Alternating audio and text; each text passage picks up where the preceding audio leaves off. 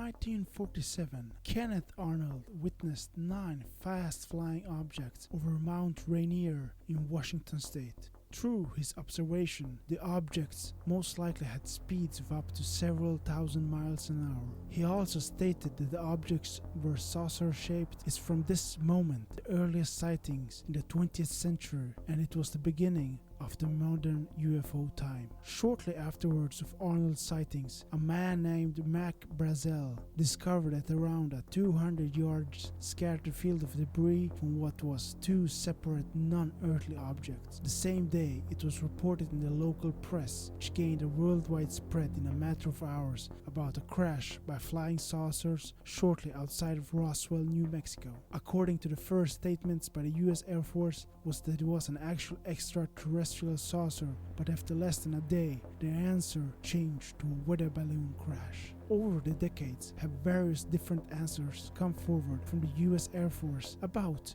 the Roswell incident. These 2 sightings and events, more and more frequent sightings and eyewitnesses who had nothing to gain, were heard and told across, at first in North America, mainly the US, and later on in other countries across the world. With all these sightings, the then acting President Harry S. Truman decided to create an investigative group which was called Project Blue Book. Project Blue Book was created in 1948 under the main control of the US Air Force, under the investigative eye of Allen Hynek. A new TV show under the same name came out recently and has gained a larger worldwide attention to the subject of UFOs and extraterrestrial life and their presence on Earth. Project Blue Book existed until 1969, when it was suddenly terminated.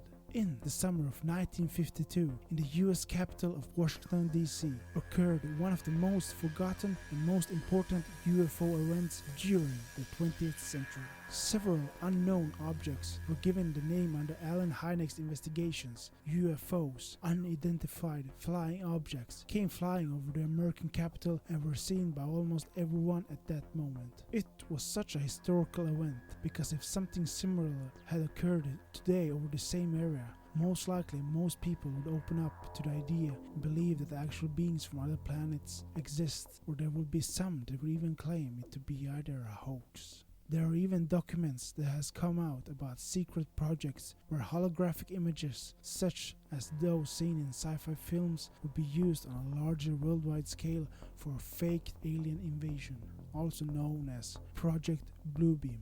The former US President Ronald Reagan once spoke in the UN about how easy it would be to set aside our petty differences between each nations and to unify us if we were to find out about an alien threat was amongst us. It was during the same time, during President Truman, that globally known agencies of the NSA and CIA were created.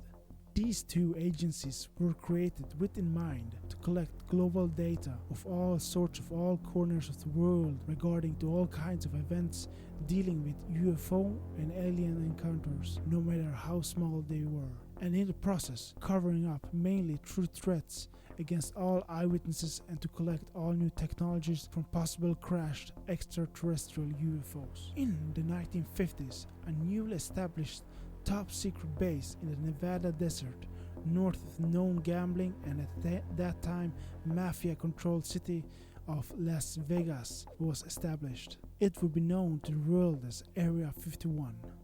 Its purpose was to develop top-secret experimental aircrafts such as the SR-71 Blackbird spy plane and the F-117 Nighthawk and the Archangel 12. Sightings during the Cold War also occurred on many occasions in the skies above the Soviet Union, but were most of the time silenced under an official narrative that they were top-secret military airplanes. In 1961 occurred the world's most known alien abduction, the Betty and Barney Hill abduction. While they were driving home during the night, they began being followed after by a UFO and eventually under regressive hypnosis discovered that they had been actually abducted by extraterrestrials onto the UFO that had followed them that particular night. The term abduction is most of the time referred, if not always, referred to human beings being taken by extraterrestrials on board their alien UFOs. Another infamous UFO abduction, which was later made into a movie with a quite disturbing live abduction scene, was the Travis Walton abduction in the year 1975 of the month November.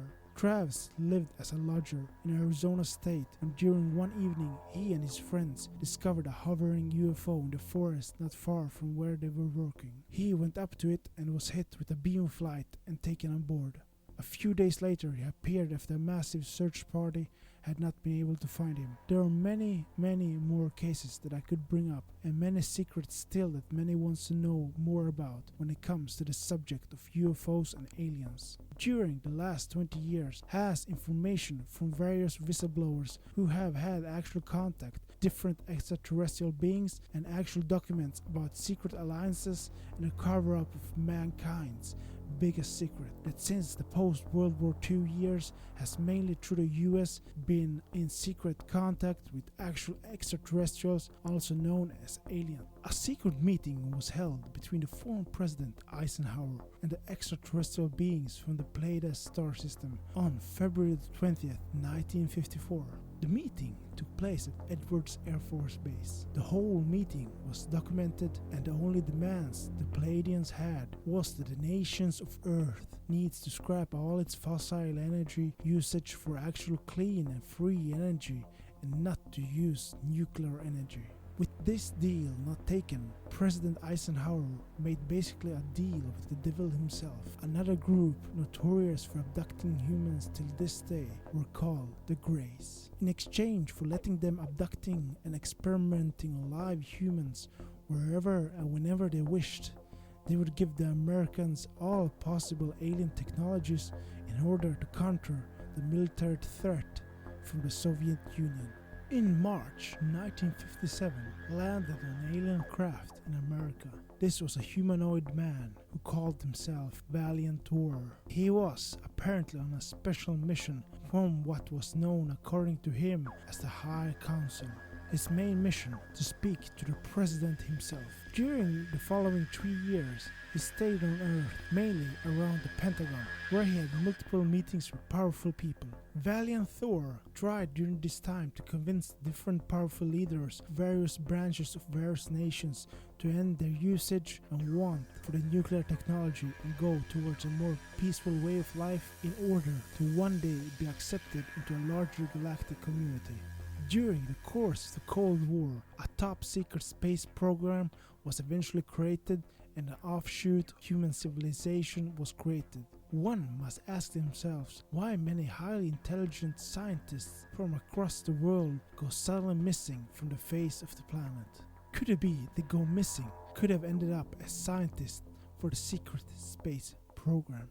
Could it be that an actual space fleet of actual space marines exists? Could it be that an actual space program where the moon and Mars was successfully in secret colonized during the 1950s and 1960s? Could it be that already different kind of alien beings, both animal-like and humanoid-like, are existing alive in smaller and larger scales on the surfaces and inside the moon and the planet Mars? Another theory, and from whistleblowers, that has come to the surface in recent years is that our moon wasn't always there, and that it was built and put in place by an unknown alien civilization long ago in the distant ancient past.